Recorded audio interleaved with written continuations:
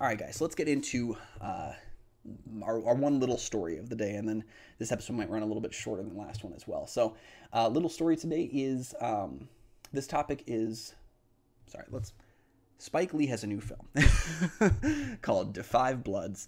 Now we've heard that that film will hit Netflix on June 12th. I think that was one that was going to have a theatrical window. Don't quote me on it because I knew he was working on a new film, but I didn't really know how it was planned on being distributed.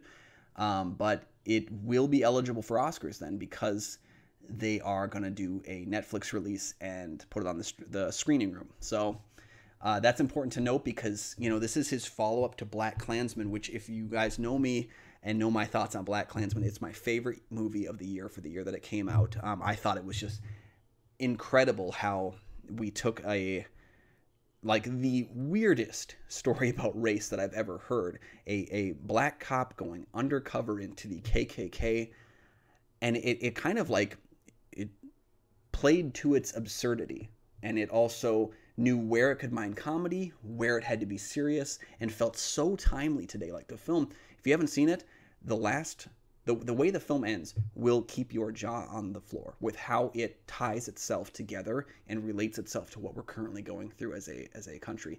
And it's just absolutely mind-boggling. So if you guys know my thoughts on BlacKkKlansman, which now you know, it was my favorite movie of the year that it came out. It also netted him a Best Adapted Screenplay award. So Spike Lee's kind of had a contentious relationship with the Oscars, but it's nice to know that Da 5 Bloods, which hits Netflix on June 12th, will be eligible for Oscars because he is on their good side with things too.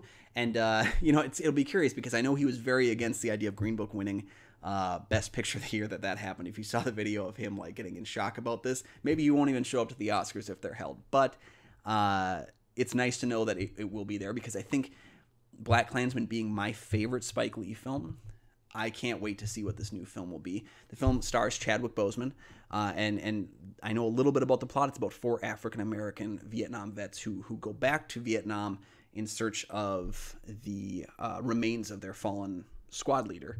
And I think they're also looking for buried treasure. There's some sort of like treasure aspect of it as well, which seems kind of interesting. Overall, it's a very cool idea for a film, and I think it will be very...